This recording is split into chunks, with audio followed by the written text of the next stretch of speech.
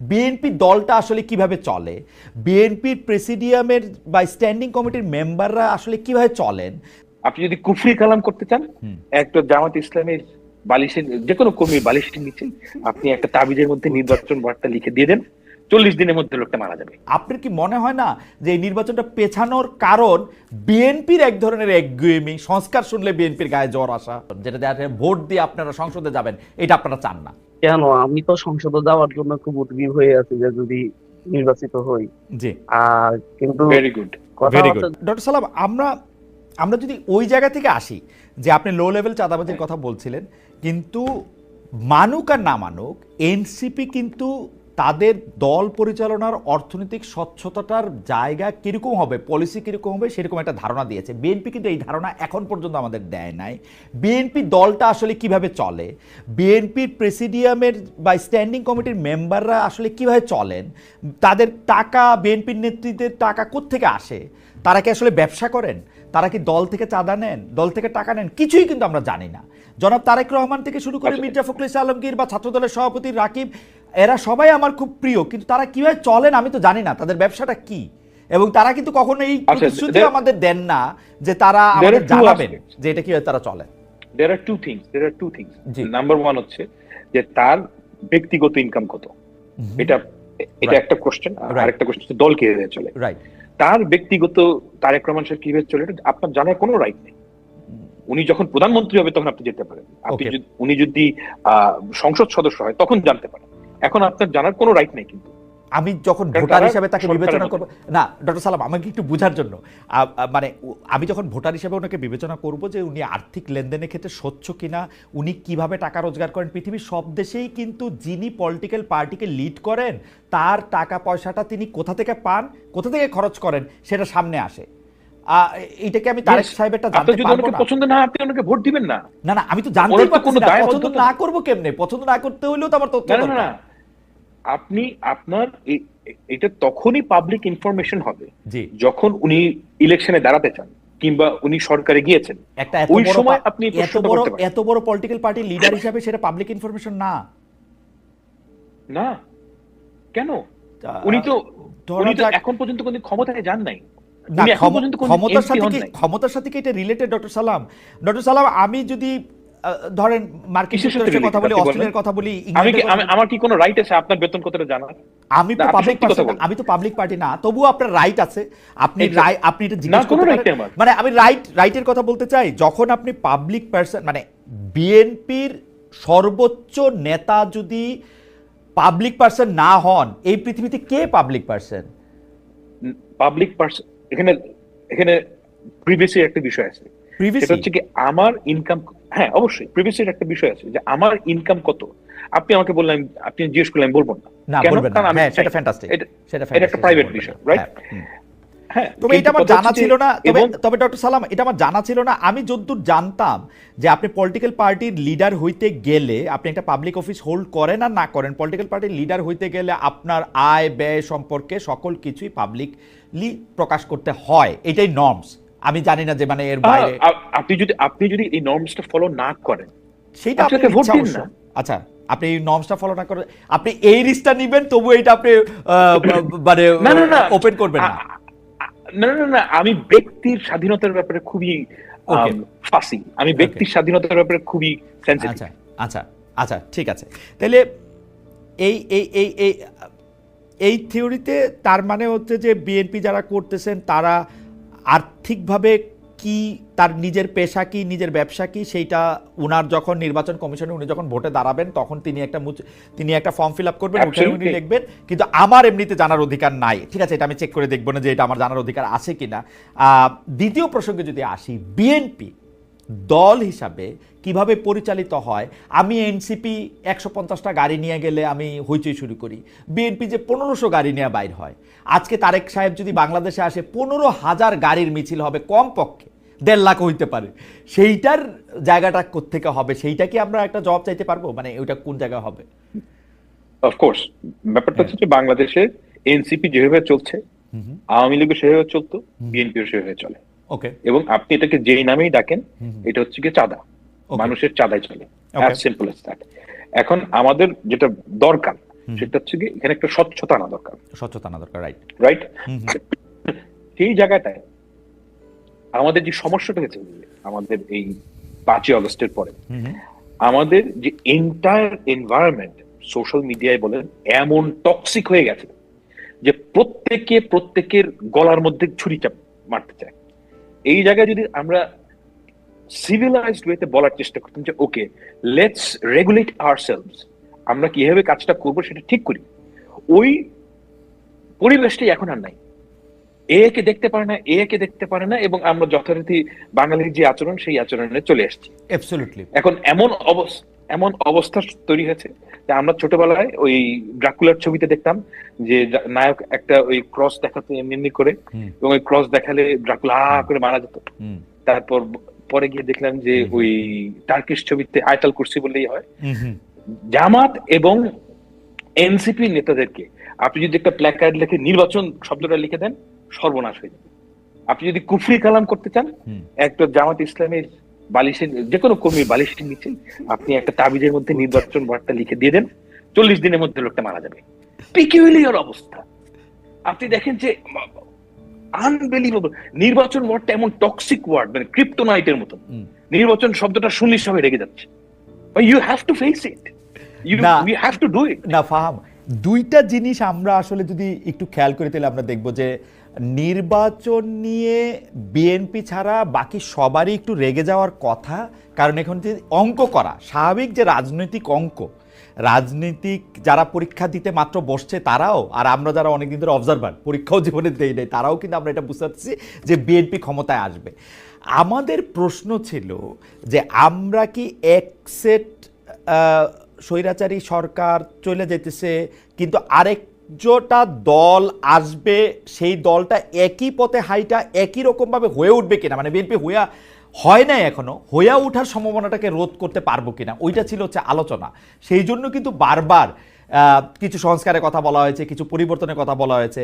BNP যদি এখন যে বিষয়ে রাজি হয়েছে, প্রধানমন্ত্রীর 2 টার্মের কথা আমি যদি বলি, আরও একটা দেখলাম যে নির্বাচন কমিশন গঠনে প্রধানমন্ত্রীর একক এখতিয়ারের কথা যদি বলি, সেগুলি যদি 2025-এর ডিসেম্বরের আগে রাজি হইতো, তাহলে বোধহয় নির্বাচনটা আরেকটু আগেও হইতে পারতো। আপনার কি মনে হয় না যে এই নির্বাচনটা পেছানোর কারণ বিএনপির এক ধরনের একগুয়েমি, সংস্কার শুনলে বিএনপির গায়ে জ্বর আসা, এরকম কিছু?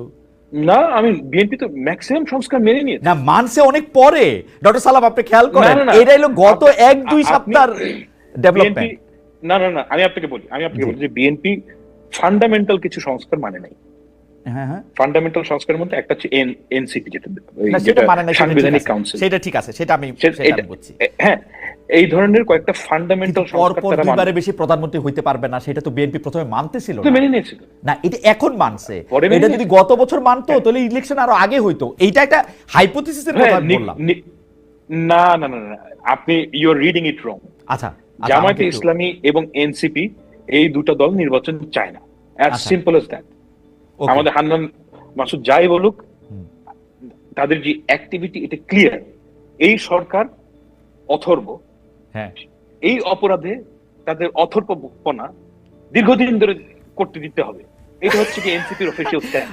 আমার মনে হয় যে আপনাকে তো এই জি, আপনি শেষ করেন, একদম শেষ করেন। আমি হান্নান মাসুদকে আর প্রশ্ন করতে চাই না, আপনার মন্তব্য যদি মনে করেন, জি, আপনি যদি মনে করেন যে এই সরকার অথর্ব, আমি এই ওয়ার্ডটা ইউজ করতে চাই না, কিন্তু এই ওয়ার্ডটা, এটা সত্যি কথা, এই সরকার খুবই দুর্বল এবং আমরা চাই যে এখান থেকে আমরা উত্তরণ করতে। আপনি তো এই দুর্বল সরকারকে রেখে দিলে ওই দুর্বলতা থেকে আপনি মানে বের হতে পারবেন না। ওকে, মানে দুর্বলতার রিজনটাই হচ্ছে কি এই যে তারা অনির্বাচিত। আমি একটু হান্নান মাসুদের কাছে যেতে চাই। জনাব হান্নান মাসুদ, 2টি বিষয় ডক্টর সালাম একদম স্পষ্ট করে বলেছেন যে এই সরকার আসলে দুর্বল, এবং দ্বিতীয় হচ্ছে যে এনসিপি এবং জামায়াতে ইসলামী আসলে নির্বাচন চায় না। সেজন্য যত রাজনৈতিক কার্যক্রমই আপনারা করেন না, এইটার শেষ জায়গাটা হচ্ছে আপনার নির্বাচন চান না। প্লিজ, আমি একটু আগে আপনাকে বলে নিই, আমার জায়গাটাকে একটু আমি বলে নিই। আপনার প্লিজ এটা বললেন না যে আমরা নির্বাচন চাই, আগে হানা ভোট দেন, আগে স্থানীয় সরকার নির্বাচন দেন, এটা বললেন না। মানে সরকার বদলের নির্বাচন আপনারা চান না, এইটার ব্যাপারে যদি আপনি মতামত দেন যে আসলে জাতীয় নির্বাচন, যেটা ভোট দিয়ে আপনারা সংসদে যাবেন, এটা আপনারা চান না কেন? আমি তো সংসদে যাওয়ার জন্য খুব উদ্গ্রীব হয়ে আছি যে যদি নির্বাচিত হই। জি, কিন্তু ভেরি গুড। কথা ভেরি হচ্ছে গুড। যে আমাকে তো সেই পরিবেশটা দিতে হবে না। আমি রুলস রেগুলেশন আমার পার্টি আমি জানি না নির্বাচন চাই না এটা কখনো বলছে কিনা। আমরা তো কয়েকটা পূর্ব শর্ত আছে। আমরা যদি আগের নিয়মেই চলি তাহলে আমার অভ্যুত্থানটা দরকার ছিল না। আমরা বলছি নিয়মের কিছু পরিবর্তন করেন, আমরা নিয়মের পরিবর্তন করতে বলছি, যত দ্রুত নিয়মের পরিবর্তনে আপনারা একমত হবেন তত দ্রুত নির্বাচনটা হবে। আমরা সেই কথা বলি। আমরা যখন হচ্ছে আপনি ধরেন হচ্ছে বিএনপি 31 দফার মধ্যে পরপর 2বার প্রধানমন্ত্রী হবে, আমি এটা কয়েকবার করছিলাম, পরপর 2বার। আমি খুবই নিজেও বিএনপির প্রত্যেকটা প্রোগ্রামে যেতাম।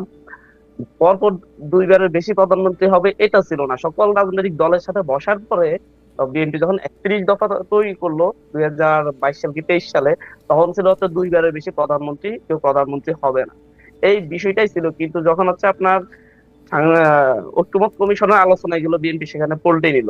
বিএনপি বললো না হচ্ছে পরপর 2বার। এইটা নিয়ে মোট চারটা মিটিং হলো। তারপরে গিয়ে বিএনপি একমত হলো, 4 দিন নষ্ট করা হলো, 4টা মিটিং এর জন্য 2 সপ্তাহ নষ্ট হলো। আপনার এরপরে হচ্ছে এনসিসি হবে না, না, কিন্তু বিএনপি হান্নান এখানে মাসুদ, বলার আমি পরে আমি তারপরে সংস্কারের প্রসঙ্গে একটু আসি। আমি আপনি এইটাও একটু বললেন, আপনারা একটা দাবি করলেন, অদ্ভুত দাবি, যে বিচার করে যেতে হবে কারণ বিএনপি আসলে বিচার করবে না। বিএনপি না না হচ্ছে আমাদের কথা আওয়ামী লীগ দিয়ে সবচেয়ে বেশি সাফার দল, তারা বিচার করবে না এবং এই বিচার এই সরকার না করলে আর কেউ করবে না, এরকম একটা দাবি করে আপনারা নির্বাচন খালেদ ভাই, পৌঁছাতে চাইলেন। জি, খালেদ ভাই, বিএনপি সবচাইতে সাপার দল, এটা আমি আপনি সবাই স্বীকার করি। বাট তৃণমূল থেকে শুরু করে সব জায়গায় আওয়ামী লীগের লোকজনকে টানার জন্য এবং হচ্ছে আওয়ামী লীগের বর্তমানে যারা হচ্ছে চেয়ারম্যানশিপ আছে তাদেরকে এলাকায় এলাকায় শেল্টার দিয়ে ইউনিয়ন পরিষদের সকল সুবিধা কারা নিচ্ছে? এনসিপিও কিছু কিছু চট্টগ্রাম আওয়ামী নিচ্ছে। লীগ নেতাকে ধরার পরে এনসিপির কাছে যারা আসতেছে তারা আচ্ছা, এনসিপিও নিচ্ছে। আ- আপনার আমি তালিকা দিব না এনসিপি কোন কোন আওয়ামী আমি লীগের বলছি, নেতা কর্মীদের হ্যাঁ সুবিধা হ্যাঁ, দিচ্ছে, আপনি চাইলে আমি আপনাকে দিব না। হতে পারে। এনসিপি তো আওয়ামী লীগ দ্বারা সবচাইতে দল না, আমি যেটা আপনাকে বলতেছি। হুম, বিএনপি কিন্তু হচ্ছে আওয়ামী লীগ দ্বারা সবচাইতে নির্যাতিত দল, কিন্তু আওয়ামী লীগ নিষিদ্ধের ব্যাপারে বিএনপির আগ্রহ ছিল না, বিএনপি চাই নাই। এখনো এখনো বলতেছে না তো, আপনার এই কথাটা দল নিষিদ্ধের ব্যাপারে তো হাসিয়ার আরেকটা পর্যন্ত দলের ছিল। আগ্রহ থাকতে পারে না। আপনাদের দলের যাকে মাস্টারমাইন্ড হিসেবে পরিচয় করে দেওয়া হয়েছিল সেই মাহফুজ সাহেবও কিন্তু প্রথম দিকে বলছিলেন আওয়ামী লীগ যেভাবে জামাতকে ডিল করছে সেভাবে আওয়ামী লীগকে ডিল করা আমাদের উচিত না।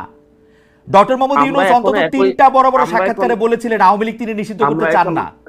খালেদ ভাই, আমরা এখনো বলছি যে হচ্ছে আওয়ামী লীগকে জামাতকে যেভাবে ডিল করা হয়েছে, আওয়ামী লীগকে যদি একইভাবে ডিল করা হয় দেশের সহনশীলতা রাজনীতি থাকবে না। হুম হুম, আপনার অবশ্যই এই বিরাট জনগোষ্ঠীকে রাজনীতি করার অধিকার দিতে হবে। যারা অপরাধের সাথে জড়িত ছিল না, অপরাধীদেরকে বিচার করতে হবে, হুম, এদেরকে আইনের আওতায় এনে আপনি হচ্ছে প্রতিটা উপজেলায়, যেমন আমার উপজেলায় ধরেন বিএনপি বলতে ছিলই না কেউ বিএনপি পরিচয় দেওয়ার জন্য তেমন একটা কোনো গোষ্ঠী।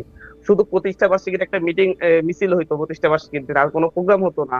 সেই সবাই আওয়ামী লীগ ছিল, সবাই আওয়ামী লীগ ছিল। এখন আমি সবাই এলাকা থেকে বের করে দিয়ে রাজনীতি হবে?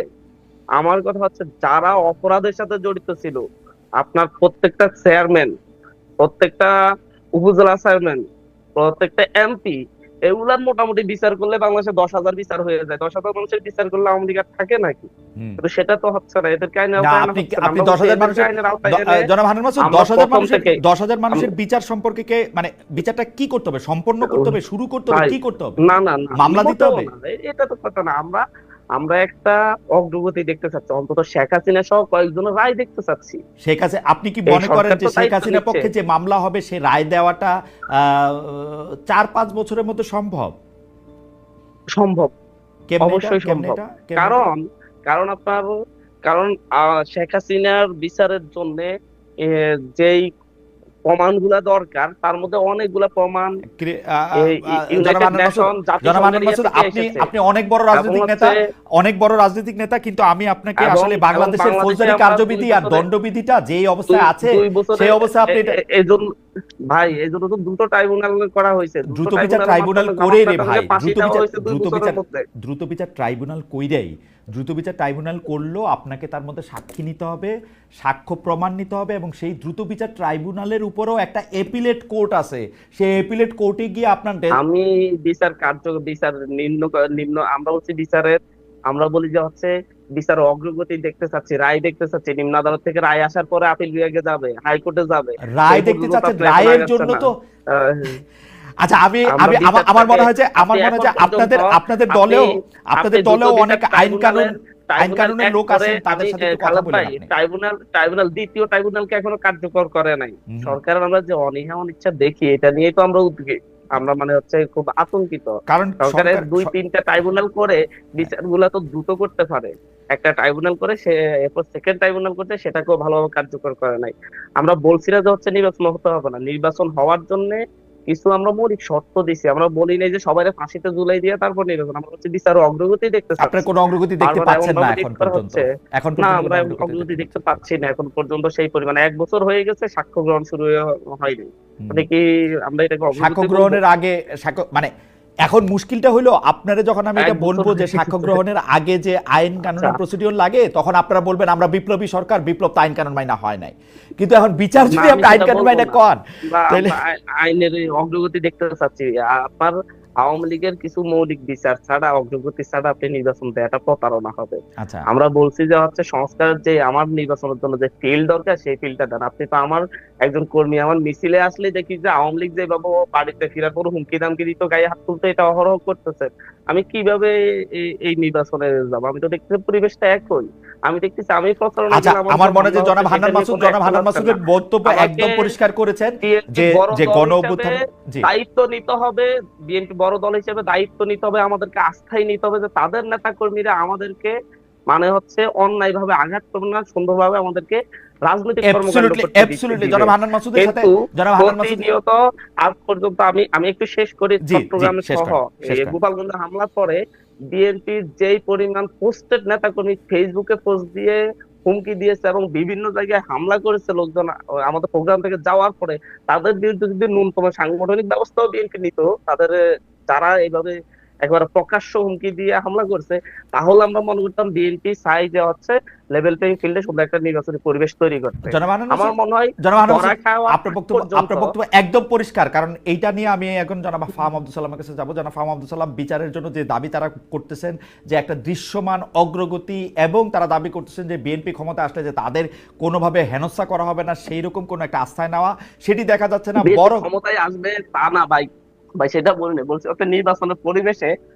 প্রচারণার ক্ষেত্রে আমাদের স্বাধীন ভাবে কেউ এনসিপি করতে পারবে, কেউ জামাত করতে পারে, সেই পরিবেশটা বিএনপি ওকে ফ্যান্টাস্টিক। আমার জনাব নিজের ফাহাম আব্দুল অনেক সালাম, আপনি যদি উদাহরণ একটু আছে, বলতেন অনেক গোপালগঞ্জের উদাহরণ ঘটনা। দিতে পারবো।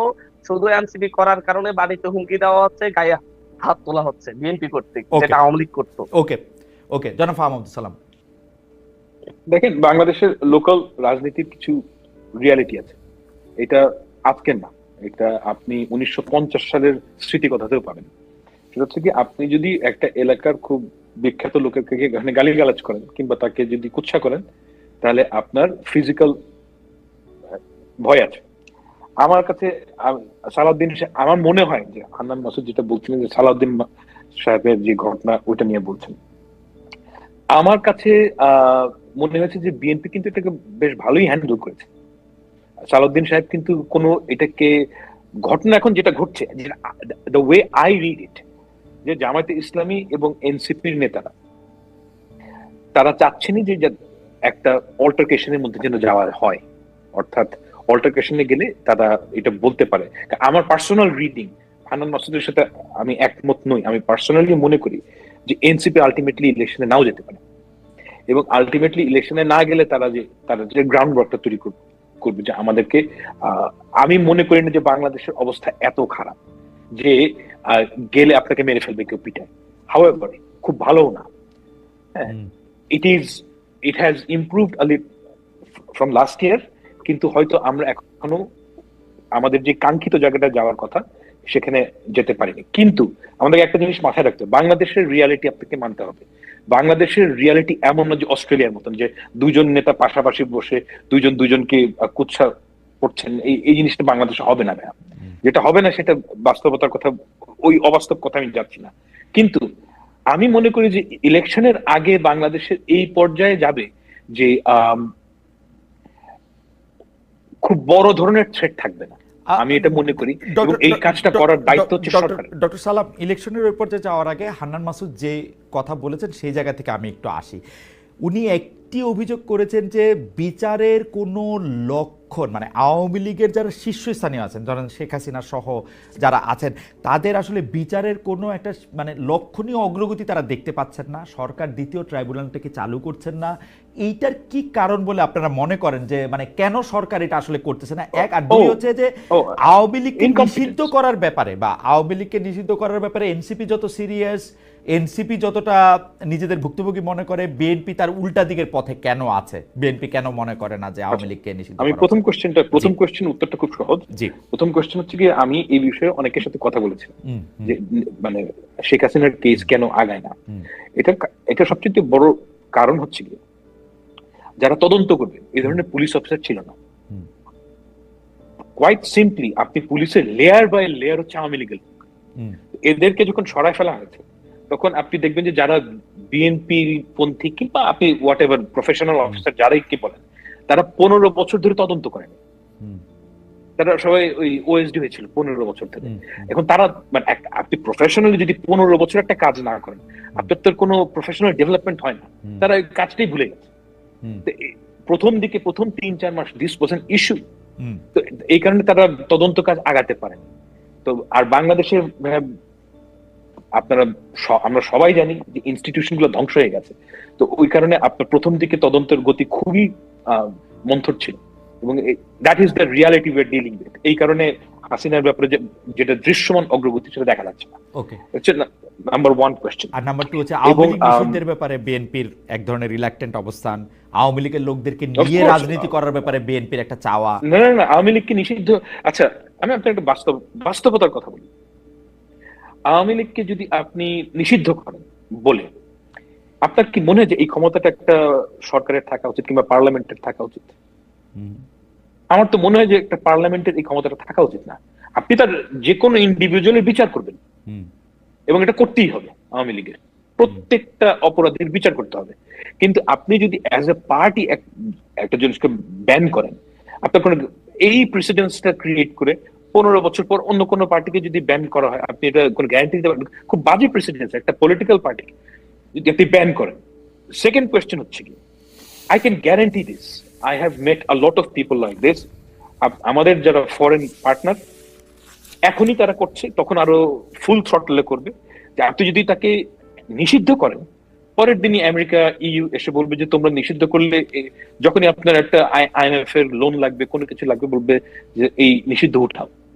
এখন সমস্যাটা কি আপনি দেখেন, বিএনপি যদি তখন ওই বাটে পড়ে যদি এই নিষিদ্ধ উঠাতে চায়, এনসিপি বলবে দোসর, জামাত ইসলামী বলবে এরা হচ্ছে গিয়ে দোসর। It's a big problem. এর থেকে অনেক বেটার হচ্ছে যে আপনি নিষিদ্ধ না করে তার প্রত্যেকটা লোকের বিচার করতে পারবেন। আপনি যদি প্রত্যেকটা লোকের বিচার করেন টপ লেভেলের, আওয়ামী লীগ বলে তো কোনো দল থাকবে না।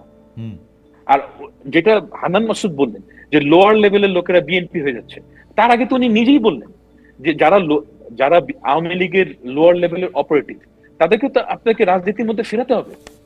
তাদের তো রাজনীতি করার রাইট আছে। এখন একটা ধরেন ছোট লেভেলে Awami League, that is the reality we are dealing with, যে তারা তো নাই হয়ে যাবে না। তারা হয় এনসিপি তে, নাহলে জামাতে। আমি আজকে দেখছিলাম একটা ছেলে যে আগে ছাত্রলীগ করতো, এখন শিবির হয়ে গেছে। এটাই হচ্ছে কি বাংলাদেশের বাস্তবতা। এই ঘটনাটা ঘটবে, তো ওই ঘটনাটা তো আপনাকে একসেপ্ট করতেই হবে। মানে এছাড়া তার আপনার কোনো ওয়ে নাই। আপনি কি লক্ষ লক্ষ লোকের বিচার করবেন? এটা পসিবল না। তো লো লেভেলের যারা অপারেটিং, তারা অবশ্যই এনসিপি, বিএনপি, জামাতের সাথে ভিড়বে। মানে এই বাস্তবতা আপনি কিভাবে অগ্রাহ্য করবেন? ওকে।